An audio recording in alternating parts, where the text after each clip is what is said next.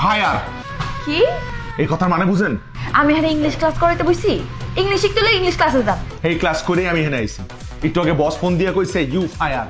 প্রথমে ভাবছিলাম আমি তো পোলা না, আগুনের গোলা, তাই কইছে ফায়ার মানে আগুন। কিন্তু পরে বুঝলাম আমার চাকরি নট।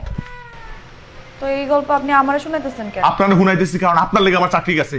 কাস্টমার আমার মুখে খাবার ছুঁড়ে মারছে। দেখেন, আপনি এখন এখান থেকে যাইবেন নাকি যাইবেন না? যদি না যান আমি কিন্তু ম্যানেজার ডাকবো। ম্যানেজার যদি আহে আপনাকে কিন্তু এক্ষুনি পুলিশে দিব। দেন, পুলিশে দেন।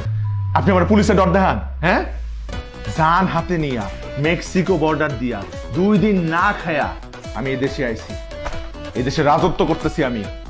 আর আপনি আমার পুলিশের ভয় দেখান, হ্যাঁ? আমি যদি সেদিন মরে যেতাম আমার লাশটাও খুঁজে পাওয়া যাইতো না। আপনি আমার ডাকেন, পুলিশ ডাকেন, ডাকেন। এই আপনি কি চান, কি চান? আমি এখন খাইতে চাই, আমার ক্ষুধা লাগছে। আমি কি খাইতে চাই জানেন? আপনার চাকরিটা খাইতে চাই। আল্লাহ ভাই ভাই ভাই, এই যে এইসব ধরনের কথা বললেন না ভাই। অনেক কষ্টে এই চাকরিটা আমি জোগাড় করছি। আমি যদি আমার এই চাকরিটা চলে যায় মনে তাতে আমার কি, হ্যাঁ?